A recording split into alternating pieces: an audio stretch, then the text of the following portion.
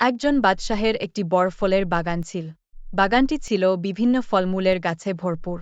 একদিন বাদশাহ প্রহরীকে ডেকে বলল, প্রহরী, তোমাকে আমার আদেশ, এখনই বাগান থেকে আমার জন্য ঝুড়ি ভরে ফল নিয়ে আসবে এবং এর জন্য তোমাকে পুরস্কৃত করা হবে। কিন্তু শর্ত হলো বাগানের একই অংশে দুইবার হাঁটা যাবে না। তখন প্রহরী ভাবল, এটা তো কোনো কঠিন কাজ নয়। এক দরজা দিয়ে ঢুকব, অন্য দরজা দিয়ে বেরিয়ে যাব, তাহলেই হবে। প্রহরী বাগানের যে অংশে প্রবেশ করল সেখানে বিভিন্ন জাতের ফলের গাছ ও ফল পড়েছিল। কিন্তু প্রহরী ভাবল, অন্যদিকে গিয়ে দেখে আসি, হয়তো আরও ভালো ফল পেতে পারি।